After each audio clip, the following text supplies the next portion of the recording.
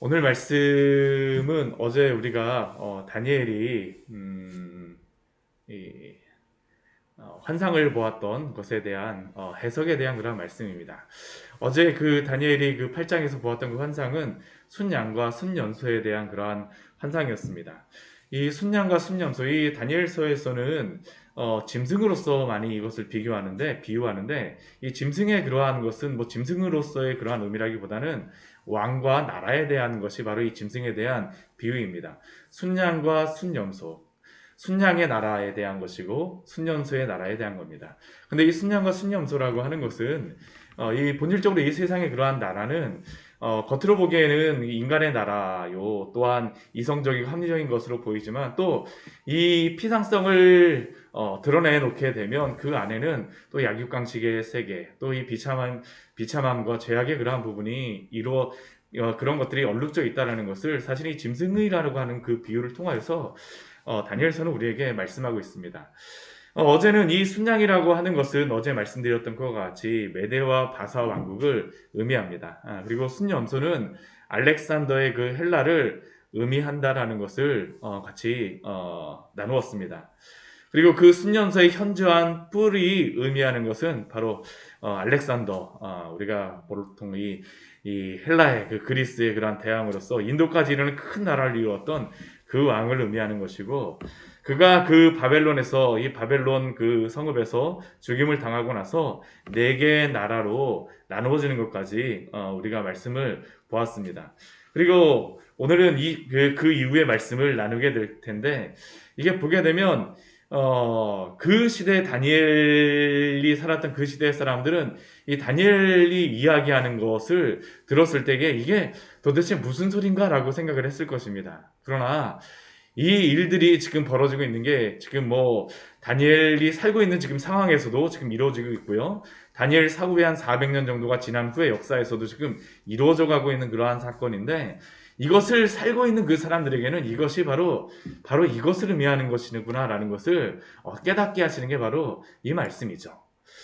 오늘 그 말씀을 보게 되면, 그 15절 말씀을 보게 되면, 다니엘이 그 앞에 그 환상을 보고 나서 그 뜻을 알고자 합니다. 근데 다니엘이 그 뜻을 알지는 못하였어요. 그러니까 하나님께서 어떻게 하시냐 하면, 오늘 16절 말씀 보게 되면, 가브리엘 천사를 보내셔서 이 환상을 다니엘에게 깨닫게 하여 주십니다. 가브리엘 천사를 통하여 이 환상을 깨닫게 해주시는, 이러한 환상. 그런데 이 환상은 무엇에 관한 것이냐면 17절 말씀에 보게 되면 정한 때 끝에 관한 것이라고 말씀하고 있습니다. 정한 때 끝에 관한 것. 그리고 또 19절 말씀 보게 되면 진노하시는 때, 정한 때 끝에 관한 것이다라고 말씀하십니다.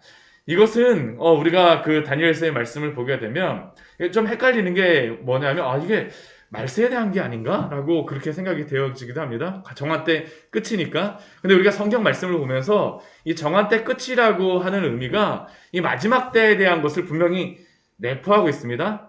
그러나 우리가 그 마태복음 24장에서도 예수님께서 이 마지막 때에 대한 말씀을 하신다라고 하지만, 그게 실제로 다 이루어질 때는 역사상으로 보게 되면 AD 70년경에 로마가 티토 장군을 통하여서 예루살렘을 멸망시키는 것과 사실 굉장히 많이 밀접하게 연관이 됩니다. 그러니까 역사상의 어떠한 시점에 하나님께서 그 어떠한 그 인물을 보내셔서 이 일을 이루시는 것이 바로 이 정한 때 끝이라는 것을 우리가 먼저 이해를 하고 넘어가야 됩니다. 그렇다면 그 정한 때 끝에 이루어지는 것이 무엇입니까? 방금 전에 제가 말씀드린 것과 같이 먼저 이 해석에 대하여서 이제 쭉 설명을 하게 되는데, 두 뿔 가진 순양, 그것은 20절 말씀 보게 되면 어떤 나라를 이야기합니까? 메데와 바사라고 아예 그냥 딱 가브리엘 천사를 통하여서 알려주시죠. 바사의 왕들이요.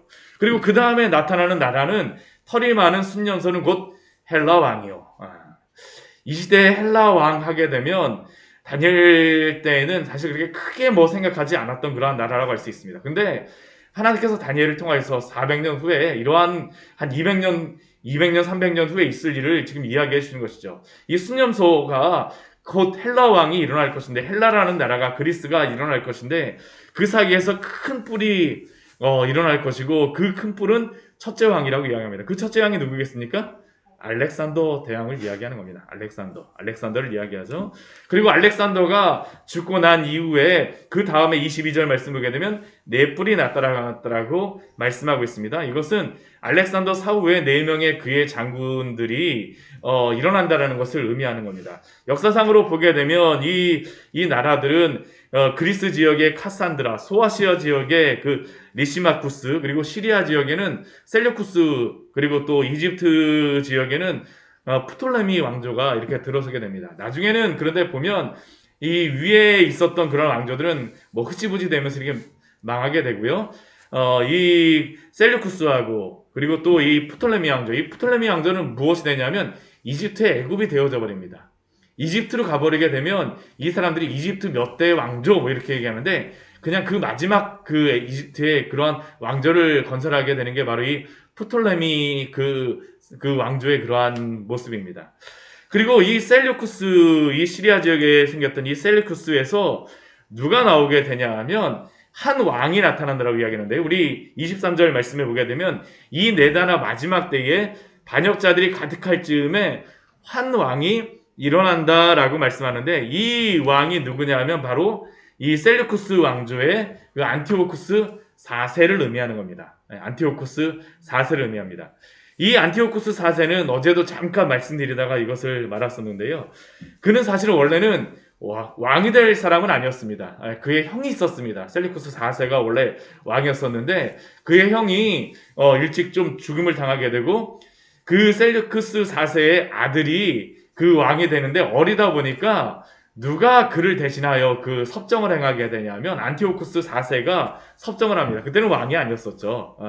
섭정을 행하게 되는데 그 셀류쿠스의 그 아들이 일찍 의문사를 하게 됩니다. 우리나라 뭐 여러 가지 뭐 예전 그러한 뭐 드라마 같은 거를 사극 같은 거를 보게 되면 그러한 일들이 나오는데 실제로 다 이게 이 시대에 일어났던 겁니다. 그리고 대신 누가 왕이 되냐면 안티오쿠스 4세가 왕이 돼요. 근데 그 사람을 어떠한 그 사람으로서 이야기를 하냐면 우리 23절 우리 뒤에 보게 되면 무엇으로서 이야기하냐면 그 얼굴은 뻔뻔하고 속임수에 능하였다라고 하죠. 사실 그는 왕이 될 때부터 그렇게 된 겁니다. 근데 이게 뻔뻔하고 속임수에 능하였다라고 해서 그 사람이 완전히 속임수만 능한 사람이 아닙니다. 이 사람이 굉장히 정치를 잘하는 사람입니다. 전쟁도 굉장히 잘하는 사람이었습니다. 능수능란한 사람이었습니다. 굉장히 정치적인 사람이었어요. 그래갖고 그 사람이 어떻게 되냐면 이 셀류쿠스 지역에 있었던 이 메소포타미아 지역을 그 사람이 다 이렇게 그가 점령을 하고요. 어디까지 그 힘을 가져오냐면 이집트까지 오는 겁니다. 프톨레미 왕조가 있는 이집트까지 와서 이집트를 거의 점령하려고 했습니다.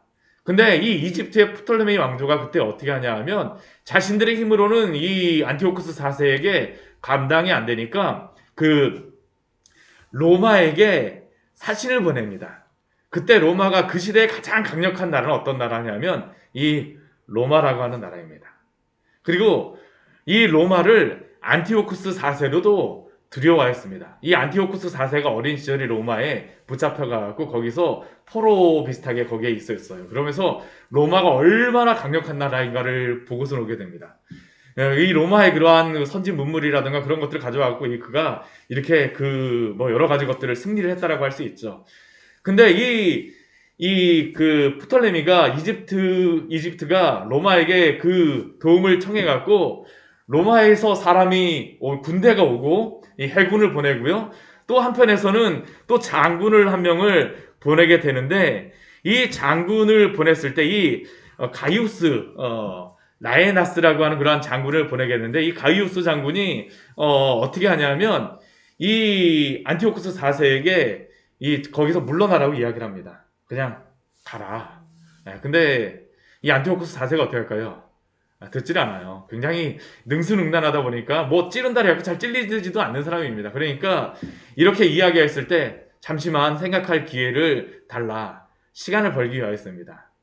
근데 이 안티오쿠스 4세가 그렇게 하니까 이 가이우스가 어떻게 하냐면 그 가이우스하고 몇 명의 그러한 사병 몇 명만 데리고 이 안티오쿠스 4세의 그러한 진영으로 들어갑니다. 그래갖고 단판을 짓습니다. 이게 단판을 짓는데 사실은 안티오쿠스 4세가 그를 죽일 수도 있었어요. 죽일 수도 있는 충분한 기회가 있었는데 로마가 너무나도 두렵고 로마 해군이 그쪽 쪽에 가까이 와서 있으니까 죽이지를 못해요. 함부로 하지 못합니다. 그리고 이 사람이 가이오스가 직접 안티오쿠스 4세 앞에서 무엇을 이야기하냐면 너가 여기서 물러나라. 포기해라. 명령을 합니다. 근데 그때에도 처음에는 안 듣죠. 시간이 조금 달라. 그런데 이 가이오스가 어떻게 하냐면 안티오쿠스가 서 있는 그러한 자리에다가 삥 원을 두릅니다. 너가 결정하기 전까지는 이 원에서 나오지 말아라. 이게 애들 장난도 아니고요. 그렇죠. 이 안티오쿠스 4세라고 하는 사람이 굉장히 그 영적인 사람이고 굉장히 야심가인데 이 원 안에다 딱 둘러놓고 나서 너가 결정하지 않고 뭔가 명령을 따르지 않으면 나오지 말아라. 아예 그냥 뭐 나오려고 하게 되면 둘 중에 하나입니다. 로마하고 전쟁을 하던가 아니면 이집트에서 물러나던가. 안티오쿠스 4세가 어떻게 했을까요? 물러납니다. 이게 안티오쿠스 4세에게 얼마나 모멸감과 수치감을 주었을까요? 그가 이 이집트에서 물러나면서 그 다음에 벌였던 일이 무엇이었었냐 하면 예루살렘 그 이스라엘 사람들이 그때 이 안티오쿠스 4세한테 이게 그 점령을 당했었어요. 그리고 대제사장이 바뀌고 막 그랬었는데 이 이스라엘의 예루살렘의 그러한 대제사장들과 그 정치적인 그 지도자들이 어떤 나라에 그 도움을 요청하냐 하면 이집트에게 도움을 요청하게 됩니다. 근데 이 안티오쿠스 4세가 돌아가면서 어떻게 했을까요? 기분이 너무 나쁜 겁니다. 로마에게 당하고 이집트한테 당했는데 올라가다 보니까 이스라엘의 예루살렘을 보니까 너무나도 기분이 안 좋은 거예요. 그러니까 어떻게 하냐면 예루살렘을 가갖고 박살을 냅니다. 이게 바로 오늘 오늘 말씀이 아니라 어제 말씀에 나와 있던 그 10절, 11절, 12절의 그러한 의미입니다. 어제 8장 우리 10절, 11절, 12절 말씀 같이 한번 읽어보도록 하겠습니다.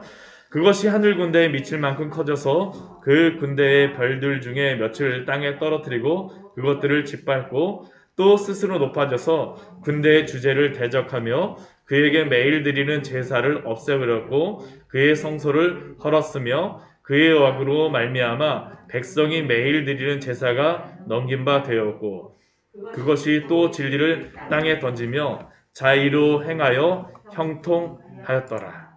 아멘. 이 안티오쿠스가 예루살렘에 가서 행하였던 일이 바로 이겁니다. 하나님께 매일 드렸던 성전에서 매일 드렸던 아침의 번제와 저녁의 번제를 금지합니다. 예루살렘 성전 안에 그러한 제단을 다 붓습니다. 그리고 대신에 무엇을 하냐 하면 제우스 신상을 거기다 세우고요. 제우스에게 그 드리는 제사를 그곳에서 드리게 합니다. 그가 스스로 높이며 자신을 하나님과 같이 생각하여서 높였던 것이죠. 이 안티오쿠스 4세가 스스로에게 붙인 이름이 있습니다. 에피파네스라는 그러한 이름인데요. 그 에피파네스라는 의미가 뭐냐면 신의 현현이라는 그러한 의미입니다. 나는 제우스의 현현이다라는 겁니다. 그래서 그가 예루살렘에서 제우스에게 우상 숭배를 하는 일들을 행하죠. 하나님이 그걸 기뻐하셨을까요? 아닙니다. 그가 오늘 25절 말씀에 오게 되면 마음에 스스로 큰 채하며 그 스스로 만왕의 왕을 대적하는 이러한 일들을 행하였지만 하나님께서 그것을 가만히 두지 않으세요. 이스라엘 사람들이 이때 굉장히 이 안티오쿠스 4세와 전쟁을 벌여요. 처음에는 안 됐었는데 이때 일어났던 혁명이 뭐냐면 마카비 혁명이라 그래서 우리가 중간기 시대에 일어나는 그 이스라엘의 역사가 있습니다. 네. 그러한 일들이 벌어지면서 이들이 이 마카비 가문을 중심으로 해서 예루살렘 성전을 회복하게 되어집니다.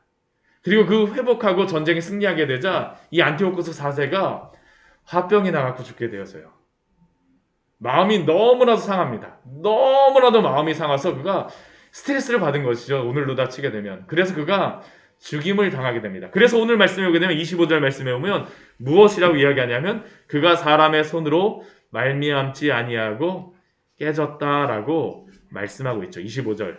그가 사람의 손으로 말미암지 아니하고 깨지리라. 누가 치셨을까요? 하나님이 치신 것입니다. 하나님이 치신 것이에요. 이게 이스라엘 가운데에 실제로 다 있었던 그러한 사건이었습니다. 하나님이 그를 치셨죠. 이 말씀을 통하여서 하나님이 주시고자 하는 그러한 내용은 무엇일까요? 아까도 우리가 앞에 보았었지만 이것은 무엇에 대한 말씀이라고 말씀하셨냐면 마지막 때에 대한 그런 말씀이라고 이야기합니다. 마지막 끝날에 대한 말씀. 이 역사 가운데 보게 되면 우리는 분명히 이 안티오코스 사세는 누구를 예표하는 거냐면 적그리스도를 예표하는 그러한 모습이라고 할 수 있습니다. 그러니까 이 안티오코스 4세가 가장 마지막에 올 적그리스도의 어떤 예표적인 인물이에요. 여러 선지자들이 예수님에 대해서 예언하고 하였던 것처럼 이 안티오코스 4세는 사실은 적그리스도에 대한 예표적인 인물로서 사실 역사에 보게 되면 이 안티오코스 4세와 같이 하나님을 대적하였던 여러 사람들이 나타납니다. 근데 그때마다 하나님께서 어떻게 하셨을까요? 하나님의 그 마지막 그들의 끝날이 이르렀을 때 하나님께서는 그들을 심판하시고 하나님의 역사를 이루신 줄 믿으시기 바랍니다. 오늘 말씀을 보게 되면 세상의 나라가 강력해지고 다스리는 것 같지만 하나님의 때, 하나님의 그 심판의 때가 되면 그 강력하였던 자도 어떻게 됩니까? 하나님이 그냥 놔두시지 않으시죠. 하나님께서 이 세상 역사를 주관하신다라는 것을 보여주시는 것입니다. 그런데 이 말씀을 보았던 다니엘에게 이 말씀을 들었던 사람들은 어떤 생각을 할까요? 지금 당장 바벨론이 이렇게 강력한데 이 순양이라고 하는 메대와 바사가 그렇게 강력해질 수 있을까? 그리고 그 다음에 그 순염소가 나오는데 순염소가 헬라라고 이야기했는데 순염소 아직까지 헬라가 그렇게 강력하지 않은데 정말로 그렇게 강력해질 수 있을까라고 믿지 않는 사람들도 있었을 것입니다. 실제로 그리고 이러한 일들이 벌어질 때에도 이러한 일들이 다니엘에게 주신 말씀이 실제로 그 역사 가운데 벌어지고 안티오코스 4세의 그러한 시대를 살아가면서도 어떤 사람들은 하나님의 말씀을 듣고 열심히 그들이 그 하나님의 말씀에 따라서 하나님의 승리하실 것들을 믿고 따랐겠지만 어떤 사람들은 어떻게 했습니까? 그러한 일들이 있을 수 있겠어? 안티오코스 4세가 이렇게 강력한데 오늘을 사는 우리는 어떻게 할까요? 사실 이 말씀을 보면서 오늘을 살았던 많은 사람들은 무엇을 했었냐면 이 다니엘서를 언제 기록됐다라고 생각하냐면 BC 500년경이 아니라 BC 한 100년경 한 그 정도 후에 이러한 것들이 다 일어나고 난 이후에 기록됐다라고 생각을 합니다. 왜 그럴까요? 다니엘이 400년 후에 이러한 일이 있을 수 있다라고 믿지 않았기 때문입니다. 믿음이란 무엇일까요? 하나님 우리에게 말씀을 통하여 오늘도 말씀하십니다. 하나님께서는 당신이 이 세상 모든 만물을 역사를 주관하신다라고 오늘도 말씀하세요. 불신자들은 항상 있습니다. 우리는 하나님 앞에서 어떠한 믿음을 가지고 살아가고 있습니까? 이 짐승의 나라, 저는 그랬더라고 이 세상의 나라가 멸망할 나라라고 이야기하는 게 아닙니다. 우리가 살아가는 그러한 나라입니다. 우리는 이 땅에서 또한 충성해야 됩니다. 우리에게 할 일들을 감당해야 돼요. 그러나 하나님이 이 땅을 다스리고 있다는 것을 믿고 살아가는 사람들은 오늘도 그 믿음을 버리지 않고 하나님의 말씀을 따라 살아가는 줄 믿습니다. 그게 바로 믿음이죠. 하나님의 말씀을 가지고 살아가는 사람들입니다. 오늘 26절 말씀, 오늘 그 다니엘서의 이 말씀을, 이 환상을 하면서 마지막의 말씀으로 이렇게 말씀하세요. 우리 26절 말씀 같이 한번 읽어보도록 하겠습니다. 이미 말한 바 주야에 대한 환상은 확실하니 너는 그 환상을 간직하라. 이는 여러 날 후에 일임이라 하더라. 하나님께서 분명히 뭐라고 말씀하십니까? 주야에 대한 환상은 확실하니 그 환상을 간직하라고 말씀하세요. 이 말씀은 우리에게도 동일합니다. 하나님의 말씀은 오늘도 확실하여 변함이 없고 하나님의 그 뜻은 변하지 않고 오늘도 당신의 뜻을 이루어 가시는 줄 믿습니다. 우리는 어떻게 살아야 되겠습니까? 하나님의 말씀을 간직하고 믿고 살아가시기를 축원합니다. 오늘은 어떻게 살아가야 될까요? 우리 27절 말씀, 오늘 어떻게 살아야 될지 27절 말씀에서 우리에게 말합니다. 같이 읽겠습니다. 이에 나 다니엘이 지쳐서 여러 날 앓다가 일어나서 왕의 일을 보았느니라. 내가 그 환상으로 말미암아 놀랐고 그 뜻을 깨닫는 사람도 없었느니라. 많은 사람들에게 이 이야기를 하지만 깨닫는 사람이 없어요. 그러나 이 다니엘은 하나님의 말씀을 간직합니다. 이 말씀을 간직하고 나서 어떻게 살아갑니까? 이 환상을 보고 나서 지쳤습니다. 알았습니다. 근데 그가 일어났을 때 어떻게 했을까요? 왕의 일을 보았습니다. 다시 자기 일을 충성하는 것이죠. 하나님이 오늘도 이 역사를 주관하신다는 것을 믿기 때문에 오늘 우리에게 맡겨주신 이 나라 가운데서 우리를 감당하며 살아가는 것입니다. 원망 불평하며 살아가는 것이 아니라 오늘 하나님이 우리에게 주셨기 때문에 이 세상에서 우리에게 충성할 일들이 있지 않습니까? 믿음 가지고 오늘 하루도 충성하십시오. 하나님이 오늘도 이 땅을 다스리고 통치하십니다. 같이 기도하도록 하겠습니다. 하나님 아버지, 오늘 말씀